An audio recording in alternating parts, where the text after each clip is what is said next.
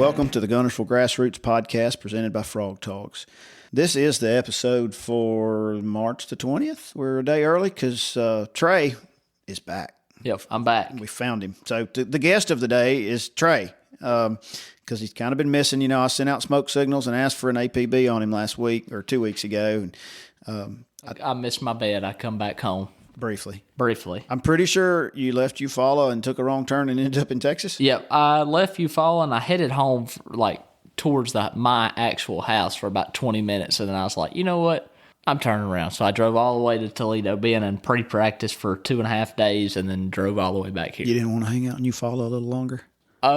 Kind of, but I think I was like, I don't even want to waste my time there because we're not going back there. So I was like, it'd benefit me more to go to Toledo and look around. You didn't have a great event down there, did you? No, I had a decent day the first day, and the second day, the second day got canceled because of weather and wind, and it blew 906 miles an hour, and everything got churned up, and just it was a cluster. And the second day, I didn't catch them, plain and simple. I just didn't catch them. All my fish the first day of the Open, I had 14 3/4, almost 15 pounds or something. But the first day I had a limit in the first 2 brush piles I fished, and I controlled both of them. I started on one and trolled 90 feet to the next one. I had a limit, just boom, and I lost a 7-pounder on a big worm. But had a limit quick. And the second day I fished every brush pile I marked just about. All the good ones that I got bit on in practice, which was 28 or 30. I fished every single one of them on day 2 and never had a single bite.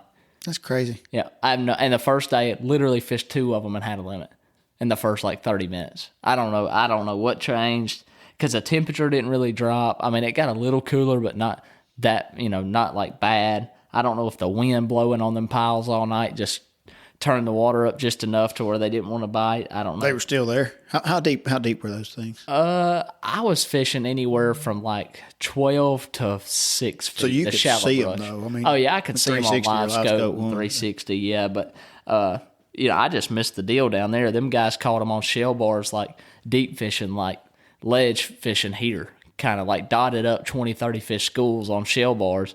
And I don't know. I mean, you just didn't find that. I just never even would have thought in a million years, which I don't really travel with nobody. I don't really talk to anybody. And I thought the first day I was down there, I had about 19 pounds on just what I swung on brush piles, shallow brush piles, and they were pre-spawners moving up, getting ready to spawn. I'm like, dude, I found the deal. That's how it's going to be won. So I spent 2 days idling and marking, and then I went and found fish up shallow, and I'm like, dude, I kind of got it going. And I think I settled down and thought I had the winning pattern, and I should have just kept looking, because that's literally, if I could choose one thing to do for the rest of my life, it'd be deep cranking, and that's how all them guys caught them, and I just completely missed it. I mean, what would you think in a pre-spawn tournament they'd be low? Now that's I feel like farther down at Texas and stuff, you see that for some reason. It's just it's the way the lakes are. Yeah, I guess it's the way the lake's laid out, but I just never thought Eufaula would have been that way. I thought it was more of a shallow brush deal. I've never been there. I don't. Apparently, I ain't neither. I have a couple times, but it didn't show that. Yeah, you learned a little something. That's right. Did you thaw out yet from the ABT yesterday when it was cold? My fingertips are still a little numb, to be completely honest with you, and I wore my dude's shoes, but I did put hot hands down in my dude's shoes, and it worked pretty well. If this had a video on it, you would see me sitting here shaking my head because, First off, the kid just wears dude's shoes even when it's cold. Well, that's what G said. He called me on Wednesday. I was up here practicing, and it was cold Wednesday morning, or really all day Wednesday. And I said, I'm really not that bad. I said, my hands and my feet are cold. And he said, let me guess, you're wearing dude's shoes. And I said, yeah. And he's like, they make boots. Yeah, I think you and I had that conversation before too. We tried to raise money for you. I'm like, boots are $140. I ain't paying for no boots. My dude's shoes are just fine. But so if it really gets cold, I'll slide 2 hot hands on the top of my feet. But my feet sweat so bad, I can't.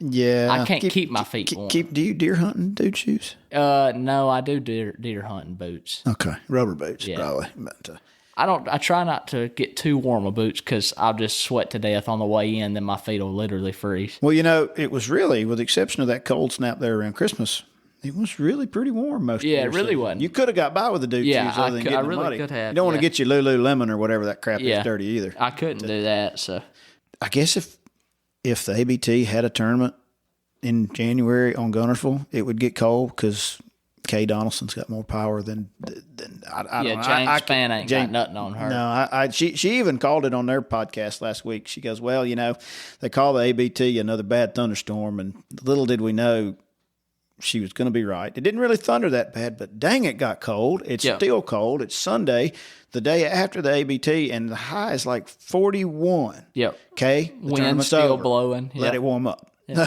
They must be still packing up. That's why it's still cold. Yeah. Isn't it crazy how that has become a pattern for them, no matter where they go? Yeah, it is. And it's not just ABT. It's not. It's like the Opens. Every big tournament I have, you can just look at the weather, like the 10-day forecast, and it'll be pretty, like all like sunshine and pretty. That's like kind of like Eufaula. It was pretty as crap all week. Highs in the 80s, lows in like the 60s, and then it blew like 30 miles an hour on Friday, and it was going to get down to like 40. Cold front coming through, raining. Like it's just any type of big tournament. It's just going to happen. It seems like every year we get in a pattern where it's real nice about Monday through Thursday. Yep. And then Saturday sucks. Yeah, every time. It seems it's not Kay's fault. We tease. Trey is close with her. We've swapped messages, but they're a great organization. They do a really, really good tournament trail, and those folks just flat busted them yesterday. Yep, they did. I mean, they always do. They always do. They always do. I called 30 pounds last week or 2 weeks ago when I had Tim Chandler on here. That was when you were missing in action. I believe you kind of called. They did a little interview with me, like a I don't even know what you call it, pre-tournament like interview, just to kind of get an idea of what it's going to take for the lake and what the lake looks like, stuff like that. And I said on there, I thought that 18 pounds would get a check, which I think it took 18 pounds to get a check. 1782. Yeah. Pretty dadgum spot on. I'm pretty good on that one. And I said I think it would take low 20s to be in the top 10. Pretty close on that one. I think I was going saying low 20s. I 23. Yeah, I think it was 23. I was guessing like 21 and a half to 22. So a little high. I was a little low there, and I also said in there, they didn't put it in there, but I said, and you can ask the guy that interviewed me, I promise you, I said if I was a betting man, I would bet Josh Butts has 28 to 30 pounds off of Browns Creek Bridge. And he did. And by God, he did. 29.55 on live on Browns Creek Bridge. Yeah, I don't know if they all came off Browns Creek Bridge, but I can assure you, I came to my real job yesterday morning as an appraiser. I was getting behind. I came and sat here on the computer, and I got a TV monitor up on the wall up here. Then I flipped on the YouTube live while I was writing appraisals. So I'm sure I was real effective. But and they were flipping around back and forth, and it showed them sitting on the Browns Creek Bridge. And I went, well, I'm telling you right now, and I was talking to my partner about it on the way home. I'm telling you, if Josh Butts would just fish the Opens for 2 years, he'd be on the Elite Series. I'm telling you, he's that good. Not just Bridges. I'm not just saying that because he's my buddy. I love Josh. Every time I see him, we talk, shake hands, but I'm not his buddy. We don't hang out. Right. We're friends. We're friends, but we're not that close. I'm not just saying that. Like that kid, everywhere we go, I mean, he's won 2 ABTs, finished second in 1. He's won the Angler of the Year. Dude, he is. Did they win he the is Classic? legit. I don't think so. No? Okay. And he, fished at Wallace State in college. He caught them in college. Yeah. Yep. Okay. And, dude, I'm telling you, if he would give himself, and I know, it's expensive out there, and I actually talked to him about it that one time, and he's like, man, it's just so expensive to be out there. But I promise you right now, if he give himself 2 years, the first year, I would say 1 year, but, man, when you get out there on that type of scale, and multi-day events, it's a little different, which he has experience with college and everything, but I give him 1 year to just kind of get used to it and get his feet wet, and year 2, I guarantee he'd be fishing the Elite Series. There's a learning curve, I guess. There's a learning curve, and it's a little different. You're still in it. Yeah, I'm still in it. He'd be a whole lot more quicker of a learner than I am, but hey, I would like to see Josh give himself 2 years because I think he could make it. He just got it. But, some people don't want to do that. No. He might not want to fish professionally, but I promise you if he wanted to, he could. Yeah. If he'd give himself 2 years, he could do it. Well, 29.55 on a really high pressure northwest wind, got up stupid 20 mile an hour. Yeah. But dude, they caught them all around. There was 23 or 22 bags over 20 pounds. Yeah. But see, the one thing that gets me, though, is, you see Josh catch him that good, and his partner. We can't leave out his partner. It wasn't just Josh. Stephen McAvoy. Yeah. McAvoy. So, Stephen McAvoy and Josh Butts had 29.55, but they've got to where they print out like how many limits were caught, the average weight. Yeah, the bait report. And all I that. saw it earlier. Yeah, so I looked at it, and it was actually, believe it or not, there's 225 boats in the ABT, and believe it or not, there was only 80 something limits weighed in. So it wasn't, everybody didn't catch them. No, like it was. I mean, it wasn't easy out there. But you can attest to that. I can attest to that. I think I had a whopping 4 fish for about 9 pounds, 3 ounces or something like that. And all kinds of adventures that we probably won't share all of them. I won't share all of them. We'll probably get into some eventually. we were talking for 30 minutes before we got started with this, and Trey said, "Man, if I could just tell everything that happened, we could make the best podcast ever." And I said, "Well, let's do it." He goes, "No, I can't do it. I can't say everything, but I will tell you this. For those of you who listen who know Guntersville, I'll just go ahead and say it because I don't really care. I don't ever catch nothing up there anyways. It proves that I only had 9 pounds. But I was sitting at the mouth of Roseberry on the point on the left, a little bitty shallow point. I'm sure most of y'all locals know where that is. If you're listening and you're not from here, it's about 2 inches deep right now. Yeah, don't drive over it. Because it's 2 feet low. And when it's high, when the lake's high, I wouldn't advise running over it. Long story short, I'm sitting there casting up into like 2 foot of water, or less than 2 feet, and I won't say the color because I won't go into that, but a Triton bass boat with no power poles. If he's listening, he probably knows who it is. In a red rain suit. Decides to run so close to my boat, well, Daniel's boat, that it splashed water that hit the trolling motor. And I flipped my chatterbait. That was not on the backside. That was not on the backside of the channel, because there is a back channel you can run and hit the main channel to go into Roseberry. He run across the shallow point that I was casting at. At that moment, I didn't just pull up and drop the trolling motor. I had been sitting there for 20 minutes, and he runs straight across. I flipped my chatterbait and stopped it, or it was going to hit the side of his boat.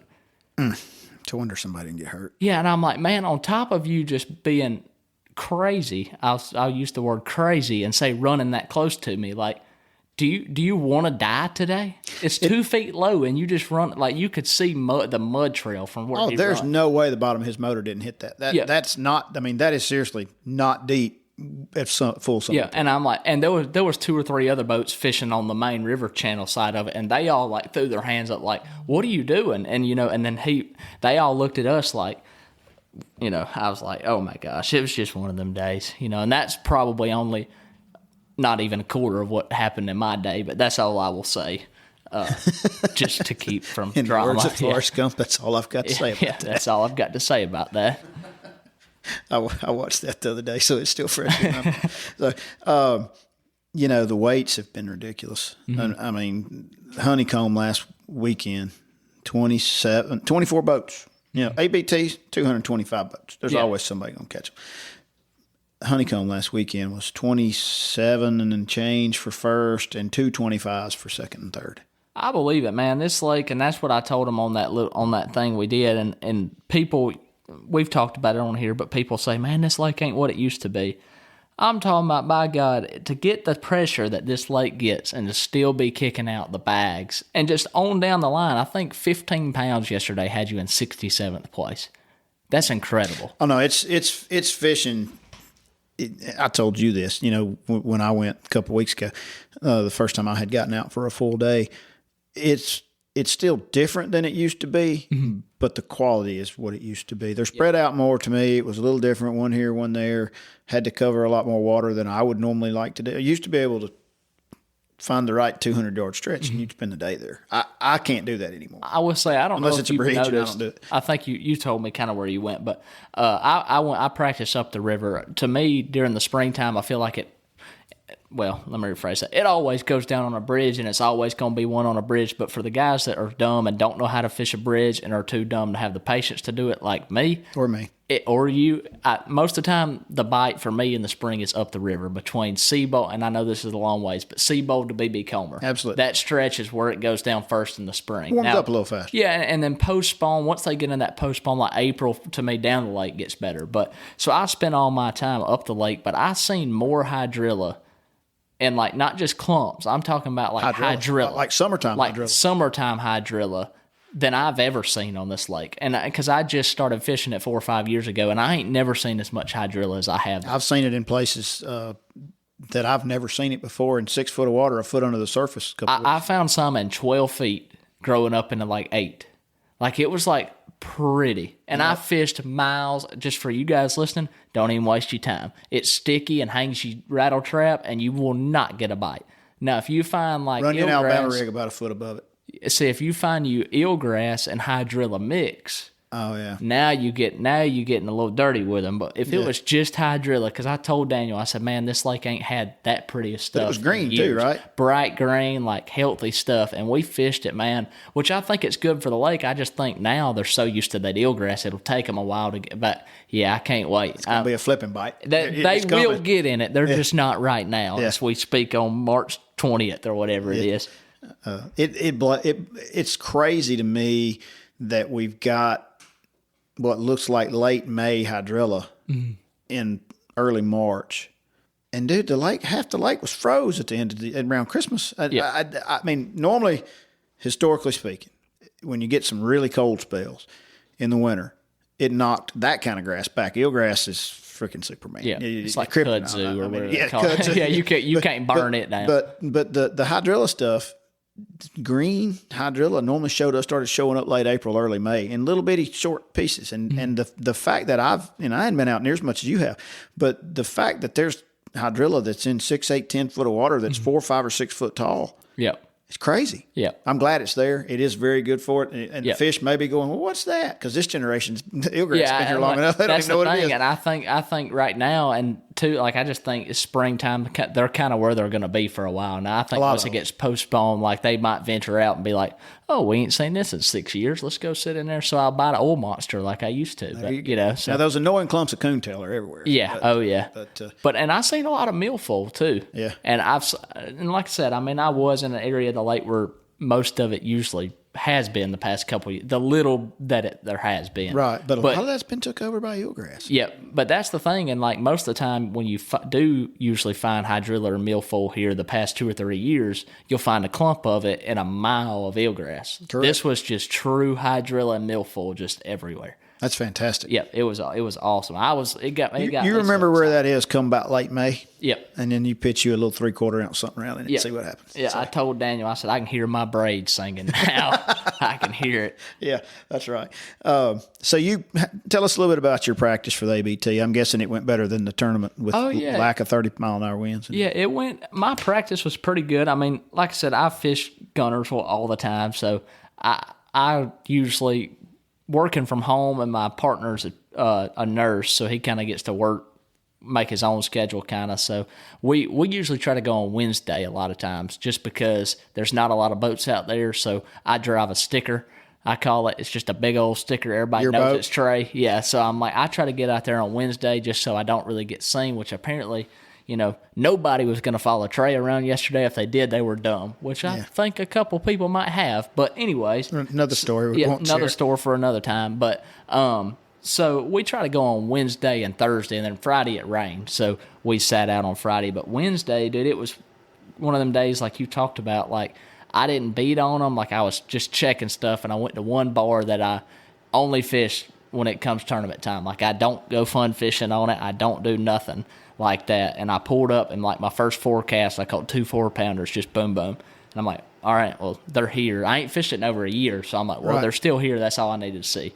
Well, I go on, I check one more place, and I catch a 6. And I'm like, first cast on the point, I catch a 6. And I'm like, all right. So go to another little point, like not far from it, and I catch like a 5. And I'm like, okay. So this was all shallow. This was all shallower. Sitting, I like to, sit at 6 feet, cast up shallower, fish points and ditches and stuff like that. Just normal springtime stuff. But so after that, I was like, man, what else do I need to do? And I had probably 22, 23 pounds, and I didn't sit there and catch them every cast. Like I caught one on one point and left, and I went to one more point and caught a 5-pounder on my first cast and left, and went to that bar and caught 2 4s and left. So I'm like, all right. So the second day we actually went down the lake just to make sure. We actually cast it at Browns Creek Bridge, and apparently I did not cast the right thing. because I never had a bite. But fish down there and boats were everywhere down the lake. And I think down the lake fish is so much smaller this time of the year. If you're fishing those funnels. Yeah, if you're fishing like not which bridges fish small too, but like that pre-spawn stuff, there's just not a lot of it. It's different. It's more different vertical down there. It Yeah, narrows it down. Yeah, it just kind of narrows the space down, and boats get crowded. And I'm like, I told Daniel, my partner, I'm like, man, I'm not. After what we caught yesterday, I'm not coming down here and joining all these boats because we caught 6 or 8 fish, in about 2 hours. And the biggest one was 2 3/4. But I said, we went in one pocket and I saw 2 guides in there that fished the same exact stretch that we did before we come in there. And they fished right behind us. And then they went across and fished the stretch we fished right before they got. It was just, and it was like guides and local. I mean, it was just, and I'm like, dude, I can't do this. So we left and went back up the river and practiced half a day Thursday.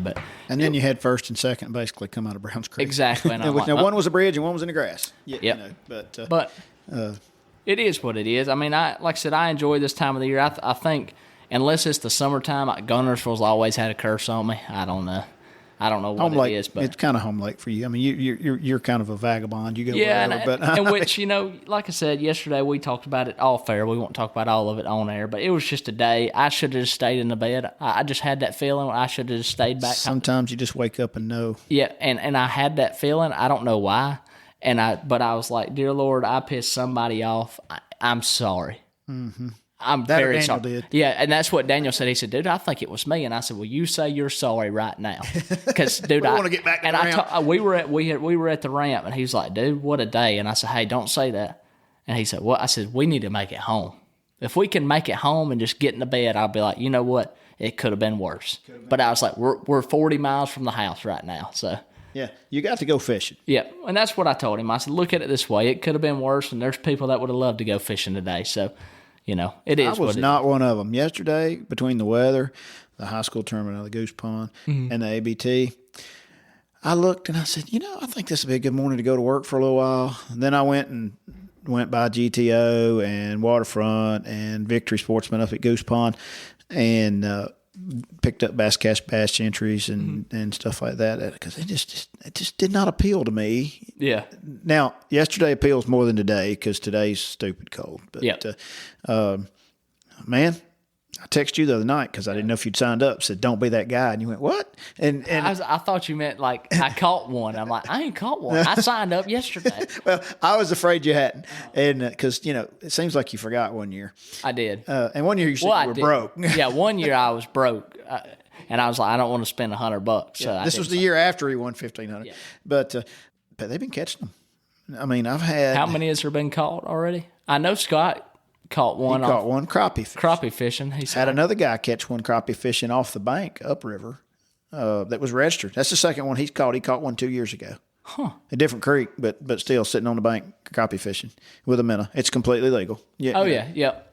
That's the cool thing about this is, if you're, and even if you're a crappie fisherman, you need to make sure you're signed up because Scott Jernigan was sitting on a bridge crappie fishing and dropped down there and caught like 2 bass and one of them had a tag in it, $1,500 richer. $1,500 richer. I met him yesterday. Yep. So I think I've had, which I got 2 or 3 texts yesterday. I'll be honest with you, I hadn't got all caught up for. I think yesterday afternoon, after things started settling down, I know there were at least 2 turned in at Waterfront. I think that puts us to 10 or 11.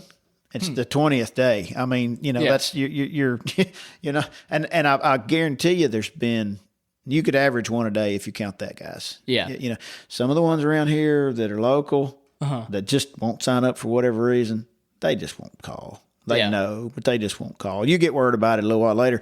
Well, such and such, he didn't sign up, but he caught one. Hey, you dummy. Yeah. But I will say I've been doing not really research, but I've been paying attention to this thing because I thought it was cool ever since I won $1,500 and Daniel won the boat and all that. But man, people were like, because when I worked at GTO, everybody was like, man, what's the chances of you actually catching that same bass? It's better than you think. I promise you, because I talked to Scott, and he said he went the next day crappie fishing. He actually caught that same bass that he caught with a tag in it the next day. He could see where he cut it off. Yeah, he could see where he had cut it off. It was home. And I think, like, I think there's a population of fish in each lake that just bite. No matter how many times they get caught, I think they just bite. It's the dumb ones. I like dumb ones. Like, I hope they reproduce. Really and truly, because you got to think, normally you would say there's not much of a chance that you would catch that same fish, but there's been an average of one caught every day since it started. That's insane. So, and there's only 200, and you'd argue, I think 10 or 11 probably been caught already. Yeah, now that's the ones that's registered. Yeah, that's right. A few of those were prior year's tags. But still, you used to get some money, right? You get $500 plus a rod. Yep. Yeah. So I mean, it's better than you think it is. That's what it. I've got to paying attention to that. I'm like, it's crazy because if you're fishing, you better be part of it. Yep, hands down. So here's a crazy story. I didn't tell you this. Jeff Risbeck, which is the guy that won the truck a few years ago, he caught it on Easter Sunday. He caught a tag. Clearly, he was signed up and he was driving his truck that he won. Really? When I met him, or when he turned it in, I actually hadn't met him yet. But he caught a fish, and I'll just say above Goose Pond. All right, that I let go at the Rattle Trap tournament at Browns Creek on February 5th. Really? For real. I had to go back and double check, and I went, well, there's no way that's not one I tagged right there, because there was a whole line of them that I had a gun loaded and went, click, click, click. And I mean, in that tournament you can trailer. So people were all over. Not that they won't run anywhere, all over. The lake's small with 250s. Yeah. But I mean, 100% above Goose Pond, below BB Comer. But I let that fish go. Was it 30-something miles down the river? That is insane. That is insane. Because I just scratched my head, and I've had some travel. I've had some caught around Goose Pond that came from. Well, the one that I caught in Browns was let loose at Goose Pond, was it not? If I remember correctly. No, you're right. I remember we talked about that. Yeah, because I caught it at the Big River Bridge. Yeah. And I think it was let loose at Goose Pond. That's a long ways. Long way. Yeah, for sure. It's been really neat to watch. So, on to the fishing. You saw water temps ranging, you said what? 50, 60? Yeah, anywhere, which we had a couple cold days in a row, but I saw anywhere from on the main lake early in the mornings, it was low 50s, 51, 52, and then it got up to 54, in the middle of the day. And then I seen some of the backs of the pockets be up in the close to 60 by the end of the day yesterday. That blows my mind, as cold as it's been. We've got this whole one step forward, two step back thing going on right now. We're in our 5th winter of the year, whatever it is. But it seems like the lake just doesn't want to let go. I mean, it's just I think Thursday, this coming Thursday, I think the high is 78. Yeah. Yeah, and it surprised me that we had that many cold days in a row and the water temp really didn't drop that much. Yeah. I thought it was going to tank. I think the ground's warm now. You go outside and look at the trees, and it's sneezy and itchy and pollen and flowers. And I know all about that. Oh, yeah. And I mean, and the fish are, for the most part, I mean, there were a lot of fish caught deep. Here's what we learned this weekend. Trey already knew this, and I already knew this, and most everybody listening knows this. If you want to catch 30 pounds to win a big tournament, and you are named Josh Butts or Stephen McAvoy, go sit on a bridge, because there was a crowd of people around them, but they still managed to pull it off. That's not the first time they've done it. I looked a minute ago; they had 33 pounds and something in a rescue squad tournament last February. Here's the thing, Josh Butts. I like I said, I'm not his buddy, but I know him. We talk when we see each other. He don't care to tell you. Man, I caught him on Browns Creek Bridge. He does not care to tell you. I think he knows he's that good, and he'll just catch them anyways. Yeah. I don't know if it's the bait he uses or the way he. I'm not a bridge fisherman. I have no idea. But I don't want to sit in the middle of all those people. I don't either, but he'll tell you straight up, man. We caught him on the bridge on a swim bait. I guess it's a patience game. I think it is. And maybe learning that right cast. Yeah. There is, and no matter which bridge it is, there's a corner or a turn or a pile-in or, And I think every one of them's different. Oh, sure it is. You can't watch a video of a guy fishing the right pile-in on Kentucky Lake and come to Guntersville and fish the right pile-in. It's just different on every lake. I'm not sure that the way the wind's blowing doesn't make a difference. Yeah. But it's a proven fact that in the springtime at Guntersville, I don't care how good you think they're biting, and I'm basically talking to myself here because I'm saying this out loud, so I will remember this. I don't care how good they're biting your chatterbait, Trey, there will be one on a bridge. Until, well, maybe depending on the weather, but normally by the end of March. Hopefully, Yeah, I was about to say, usually once it hits April, that's done. But if it's February or March at Guntersville, I don't care how good they're biting in the grass in practice, it will be one on a bridge. I thought for a minute that old Wesley Sams and Jordan Wiggins, who were in the grass, might pull it off. And then I had to walk away. I was watching part of the weigh-in, and I had to run out and do something. And then they came in with that 29, and I'm like, well, hell, I know what they were doing. Well, they were. Like I said, I caught it on that thing, and I saw they were leading, and I like Wesley and Jordan. I was hoping they would pull it out, but I knew when I didn't see Josh Butts weigh in yet that it wasn't over yet. I was like, if y'all pass them guys, you'll be all right. But you called it. So for everybody that's going fishing in the next couple of weeks, what do you think? I think, it's supposed to get real warm, and I think, I did catch a lot. I caught a couple post spawners yesterday, but I think once it gets back up in the 80s, I think you're fixing to see another huge wave move up to spawn. I think there'll be a lot laying around, and I think there'll be another wave go pre-spawn. So I think you'll still be catching them pre-spawn, and I think in the same places you catch the pre-spawners, you'll notice you'll catch one with a big old head and real skinny, and he just got done spawning, moving back out, Yeah, and as soon as these overnight lows get back up in the 50s and stuff, that water temp will jump right back up. And before you know it, you're going to have the shad spawning, the bluegill spawning, the crappie should be spawning right here with the bass, really. I mean, they were getting real close, and of course we had some bass already spawned. I don't know if those fry will make it given this crazy weather. But maybe they'll spawn again. The guy we had biologist we had on last year said they just keep on. We're fixing to get another huge spawn at the end of this week. It's going to get up into the 70s and 80s. It'll be on. When I was out Saturday before last, I was catching them pretty good, mostly at the mouths. Not way back. Of course, the water was 2 foot low, so there wasn't a whole lot of water way back. So, but we had to move a lot. I wasn't catching a bunch in one spot. I got out on some river bar stuff, and I caught some fish on them. I just didn't have any size out there that day. Now, I mean, a buddy of mine went out practicing for the ABT, and he got on one of those bars, and he caught some good ones. Now it got blowed out. Yesterday, and I know you had that problem too. Some of your stuff got blown up with them high winds. But, we could very easily start having to throw dingers and lizards here in the next 2 weeks. I hope not. I'd like it to stretch on out just a little. But I do not want it to be 23 degrees anymore. Yeah, me either. Today is a mallard hunting day, and it's March. I will say I'm really looking forward to cranking my big plug around, so I kind of wish it'd hurry up.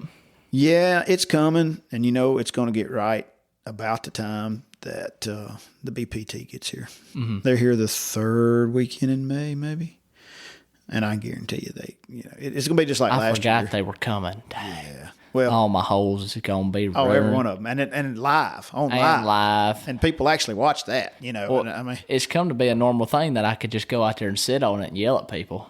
So hey, well, you would just tell them your name's something else. I'll just be. I don't What's know. that guy's name? Joe Durham? Ryan English. I don't know any of that story. I don't know. I'll be somebody else. I'll be Scott Jernigan or something. I guess you could say you're Gerald Swindle, but that wouldn't end well for myself. I'd be dead. There wouldn't be no more Trey Swindle after that. Yeah, he'd whip you. He'd whip, and they'd know. Yeah, so, but I can't get away with that. No, I don't know how anybody gets away with that madness. And for those that don't know, go look up what happened at the Bass Open at Eufaula. There was some drama that, of course, we're about Guntersville, so we're not going to get into. I like to hear Trey's stories. But speaking of which, what's next for you, Trey? I'm fixing to go to the Classic. I'm going to be up there. I've really never been to a Classic every day. I'm not going to work it, but I'm going to go. I'm sure somebody will probably end up dragging me somewhere wanting me to work some kind of booth for a minute or sit around and talk. But I'm going to go up there and hang out at the expo and see a bunch of old friends, meet everybody, and then I'm going to go to the weigh-in every day. So I'm going to be up there because my girlfriend lives right there in Knoxville, so I'm going to stay at her house and be there. And then after that, I'll leave for Toledo Bend. That's the next open. What dates are that? April 14th, I think, is the start date. 14th through the 16th. So just as soon as the Classic's over, you're headed west. Yeah, I'm headed. That means you're going to be missing in action again here in about 2 weeks. Yep. And then after that, I'm actually going to leave from there and go pre-practice because it's it ain't but like 4 hours away. I don't know where it is. My buddies just tell me where I'm supposed to go next, and that's where I go. They could really screw me up if they wanted to because I'm very unorganized. But they say we're going to somewhere close by next, maybe like 4 or 5 hours away. So I'm just going to leave Oklahoma from there. or something? I think it's Eufaula, The other Oklahoma. Eufaula. Yeah, Oklahoma. So we're going to drive straight to Oklahoma, me and a couple Is there buddies. a cutoff, like a practice, like a... Yeah, a month prior, 30 days. month prior. Yeah, you can pre-practice till then, and then 30 days prior to the event, You've never been to that lake. So you need to learn how to run it. Yeah, and I had to. That's why I wanted to go to Toledo, just because it's dangerous with all the standing timber, and the boat lanes are marked fairly well, especially the north to south lanes are really marked really well. But it's kind of tricky to learn the boat lanes. Once you get familiar with what the buoys mean and where everything's going, it's okay. You just can't run in no creeks. Like you couldn't peel off the main river at Guntersville and run into Browns, or you would probably lose your whole boat. You can only do that in certain areas. Pretty much Snake Island down on Guntersville, you're safe doing that. You get above there, there's a good chance you're going to tear something up. Yeah, but there's so much timber out through there, you got to just take your time and idle and stay in the boat lane. So I got down there and got familiar with it. But after that, pre-practice, Eufaula, Oklahoma, and I think I'm home for maybe 4 days, and then I go somewhere else for an ABT. And then my next open's Eufaula, Oklahoma. The next ABT is Neely Henry. Yeah, and that's the same week I'll be at Toledo, so I can't fish that one. Yep. Well, there's a boat tag there. Daniel will catch it for you. Yeah, I'm sure he will. That's what I told him the other day. I said, dude, you do it again, I'm going to drown you. Standing beside me again, because I'm registered this time, by God. If you catch one in the boat with me again, I'm going to drown you. I was talking to somebody the other day, and I said, I'm tickled that, and I didn't know Daniel at the time. I knew you, but I didn't know Daniel. I said, I'm tickled that young man caught that tag, but can you imagine how much fun we'd have if Trey Swindle had caught that fish? I'd probably run away. But here's the thing. I wasn't the only one in the boat that wasn't registered. He was the only one in the boat registered. His stepdad was in the boat. We were all three in the boat fishing a deep school, and me and his stepdad were not registered. Daniel was the only person in that boat that was registered. And that's actually the only bass Daniel caught all day. And he passed a polygraph. He passed a polygraph. Like, he caught it for sure. But, he was the only one in the boat registered. And he had the fish. That's what I'll never forget, is he was joking around, playing with it, and he had it hanging over the side of the boat, fixing to drop it. And saw the tag. Like, he had, if it had flopped. I hear that story so much. Scott was fixing to throw his back the other day. Which, which $1,500 is a lot of money, but a whole lot less than a boat. And I'm like, which if he would have dropped it, he'd have never known if it was a boat, truck, 1,500. But it was dang sure. I had a guy last year that was fishing by himself that caught one and just unhooked it, sat there and said he laid it in the water. You know how sometimes you lay them in the water, they just sit there for a second? Yeah. He said he did it. He saw the tag and he reached in the water and flung it back in the boat. He got it. But so I'm going to ask you the same question that I've been asking the guides that I've had on here. I've kind of done those solo without you. You're going fishing next week for you, just to go catch fish. 5 rods on your deck. What's tied on? Ooh, next week. I'm going to go Wacky Rig Senko. Color? Green pumpkin. Something green. Yeah, something green pumpkin. California Love or whatever they call it, 420. If it's not green, you don't need it. Yeah, green pumpkin something, Senko, just because I think they're going to start spawning around. A speed worm, reel it around through the grass, a chatterbait, a rattle trap, and I'm going to throw a curveball and say a buzz bait. Yeah, I probably shouldn't have said that on live. Can we take that back? No, it's just one of those the big things. bedding girls will blow up on and especially they'll get to cruising around. You might not see them, but you'll catch them that you can't catch. Yeah, you'll catch them. Yeah, but it is not an everyday bite. Yeah, it's not, and you might not get many bites on it. I just love throwing a buzz bait, and it is a good way to catch a big one or a little one when you're trying to do that. A big, loud, obnoxious, or a small one? I throw like a 3/8 War Eagle. Okay, so it's not small, but it's not big. Yeah, it's not giant. Not one of those that looks like you're rolling a boat prop through the water. No, I'm a 3/8 War Eagle guy. Yeah. I like hearing you say those words. Yeah. I know that's not really the words you say, but you're fixing to be up there with the Vols. And your girlfriend's a big Vol fan, isn't she? Yeah, she is. They actually won last night. I saw that. I couldn't believe it. Yeah, Alabama won. I got to watch. I didn't get to watch Tennessee because we were fishing, but she was blowing my phone up all day. I was looking at my watch. She's like, we're leading. We're going to win. I'm like, which they almost got beat by the Raging Cajuns the other night. They played terrible, but I think Tennessee and Alabama are both teams that, which we're off in a rabbit hole talking about sports, but that's okay. They're real streaky, and they kind of play to their competition. I'll tell you what. Alabama struggled at the beginning last night. They did, and I'm an Auburn guy. It's hard for me to ever root for Alabama, but their basketball team this year's good. They could really good. They could win it all. When they're playing well. We've never talked about sports. We really haven't. welcome to the sports show. But when Alabama's basketball team's playing well and they're kind of gelling together, they could beat anybody in the country. No, they did. They've proven that. They beat Houston, at Houston. And Auburn, who has been very, very up and down this year, had a 10-point lead on Houston at the half yesterday. I could just laid a damn egg. I could not believe that. They were 15 of 32 at the free throw line. That's all they needed. I mean, they just got the brakes beat off of them in the second the second period, which just hurt my feelings. I mean, look, I don't think they really should have been. I mean, they were borderline on being there anyway. Mm-hmm. But that's all I got to say about that in sports. So, that's right. I mean, we're talking about something totally unrelated. Now we can talk off air. I guess we need to just shut up. Coming up next couple of weeks, you got a BFL out of Goose Pond this weekend and a Fisher's of Men. I think I saw, unless they've moved it. Unless you're fishing one of those, I'd probably put in somewhere else. Mink Creek Boat Ramp is still not open. They're working on it. The weather has been quite the factor. People get online and like to gripe and complain about them being so slow about fixing Mink Creek. If it's wet, you can't move dirt. That's just the bottom line. And it rains every 3 days, and right now it's probably froze. But I drove by there yesterday, and there's a lot more concrete there than it was. It's getting there. I'm ready for that ramp to open back up. I think they're going to Seabold next. Mm-hmm. Probably get their alternate or their catalytic converter stole while they're working on it. But be careful over there on them parts. You got the Blount County Rescue Squad tournament out of the state park Saturday. And then the Friday after that is the Home Builders Association at Madison County and Marshall County Home Builders Association. They have an open tournament that it's a fun event. The payouts are just okay. They've turned it into a big fundraiser type deal. Mm-hmm. But it's on a Friday. Friday tournaments are normally pretty cool. Yep. So, and after that, there's not a lot going on that first weekend in April other than a high school tournament. All the Wildcats are back up. If it's something you fish Sunday afternoons out of Browns, I think they start at 2:30. They've got a Facebook page. You got to look. Mm-hmm. I think you've played in some of those. Yeah, I fished. Thursday night out of Roseberry. I don't think they allow pros. And Trey qualifies as that now, whether he feels like it today or not. Yeah. But, I don't think there's any weeknight Browns Creek or All Reds started up yet. But anyway, that's about all we've got. Unless maybe we'll start a sports talk next time. I'm not very good at it, but I'm not either. The water's gotten colder, warming up. Wasn't very dirty. The fish have really been biting. It didn't matter about the weather. Until next time. Wait, I got to stop. Stop. If you enjoy the podcast, share, tell your friends, leave a review.